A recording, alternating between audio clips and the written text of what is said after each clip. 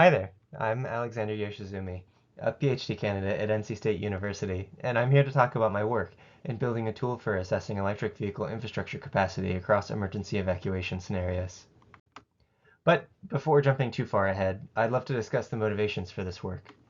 Electric vehicle adoption has the potential to reduce overall greenhouse gas emissions, reduce fine particle pollution from tailpipe emissions, increase energy security through reduced dependence on petroleum, provide grid reliability through vehicle-to-grid services, and mitigate urban heat island effects in dense urban areas.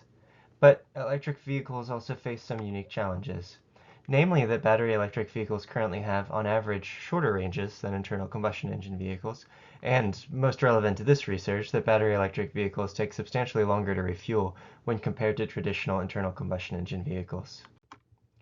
And that's important because electric vehicle adoption is expected to increase dramatically over the coming years. In fact, year after year, EV adoption rates have consistently outpaced expert predictions. So it's within this context that I'm working to answer the following research questions. How well can existing EV charging infrastructure support traffic under varying evacuation scenarios? What does optimal EV charging infrastructure look like under varying evacuation scenarios, and what parameters are most important to optimizing EV infrastructure? And how might future EV adoption impact our understanding of EV charging infrastructure adequacy? To answer these questions, I developed the Alternative Fuel Infrastructure Resilience Model, or AFIRM for short. AFIRM is an agent-based network model of traffic flow designed to aid in planning future electric vehicle supply equipment deployment. But then, what does that mean? Well, agent-based means that every vehicle in the model is autonomous, and vehicles can influence each other's behavior. It's a network model in that it's composed of nodes and lines. It incorporates traffic flow, and that traffic density affects the speed at which vehicles travel, and vehicle speed subsequently affects vehicle energy consumption. Lastly, its incorporation of EV charging infrastructure allows users to ask questions about optimal siting, such as how many charging ports, how far apart should stations be, and at what power rating should stations be installed. To better understand what is happening internally within the model, I think it helps to discuss vehicle state. For every time step of the model, vehicles are assigned a vehicle state, which can include starting, driving, waiting in traffic, charging, waiting for charger, finished, or depleted.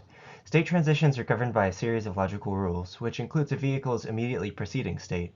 For example, here in this figure on the bottom, we can see that a vehicle that is driving can take many states in the next model time step, whereas a vehicle that is waiting for charger can only retain that state or transition to charging. And finally, some states are permanent states of rest from which a vehicle cannot transition further. This includes vehicles that have either finished their journeys or experienced depleted batteries. To demonstrate the model, a case study was performed on one of the state's evacuation routes, a stretch of Interstate 40 that links Wilmington, North Carolina, all the way to Interstate 95, and even further out, eventually to Raleigh. One result of the model are electricity demand profiles from EV charging at each node. These could be of use to electric utilities when generating spatially aware scenarios of high load. Results from the model also show that existing capacity performs well at current levels of adoption, but as adoption increases over time, we'll need to expand EV charging infrastructure to meet that need. Here we see this in looking at reporting of vehicles waiting for charger access across scenarios. It's my hope that this model can serve as a decision support tool for use in identifying optimal locations for future infrastructure when comparing between multiple candidate sites. So, in summary, for electric utilities and system operators, the model can be used to help inform resilience and reliability modeling of the system under strain. For developers and charger operators, the model can be used to compare between candidate sites. And for regional planners and policymakers, future sensitivity analyses with the tool can help provide data-driven guidance on best practices for building out future EV charging infrastructure. So with that, I'd like to thank the fellowship administrators at the Duke Nicholas Institute for Energy, Environment, and Sustainability, as well as the Alfred P. Sloan Foundation for their contribution, which makes the Energy Data Analytics Fellowship possible. I would also like to highlight and thank my committee, and especially my advisor, Dr. Jelena Vukamanovich.